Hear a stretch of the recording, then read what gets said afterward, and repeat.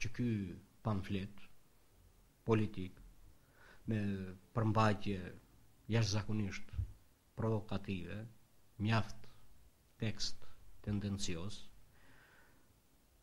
përqarës që ndikon seriozisht në ftofjen e marrëdhënieve në mes të dy komuniteteve ma të mëdha, një pamflet që prodhon konflikte. Pse zoti Ristevski nuk ka konsultuar enciklopeditë vërtet shkencore të vendeve të ndryshme të botës, siç është për shembull enciklopedia gjermane, ku Innsbruckun e vlerëson si qytet i lashtë, ku jetonin bashkarisht ilirët me romakët. Përse zoti Ristevski nuk i bën një vizitë qytetit të vjetër të Romës, ku në gur është shënuar pjesa e Adriatikut, e gjithë ka qenë e banuar me ilirët.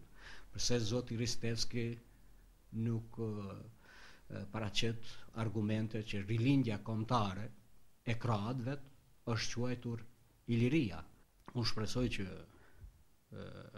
ky rast të shërbej që në sipërfaqe të dalin forcat intelektuale të komunitetit Maqedonas, bashkarisht me inteligjencën shqiptare, ta denoncojnë këtë provokacion dhe të kërkojnë që ky pamflet të tërhiqet nga qarkullimi, sepse nuk është në të mirë të vendit.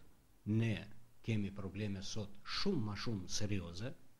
Me këtë rast dua të theksoj, kemi kontekst me Greqinë, gjithashtu po hapen edhe kontekste të tjera si me Bullgarinë, si me Serbinë. Nuk duam të mohojmë kërkujt autoktonin, ne nuk duam të mohojmë kërkujt vlerat, por ama nuk do të lejojmë që me vlerat tona, që vlerat tona të përbuzen, të në përkëmbem, sepse fundit këto janë fakte historike dhe historinë sot nuk mund ta bëj në mënyrë tendencioze vllazhi Ristevski me kopanin e tij.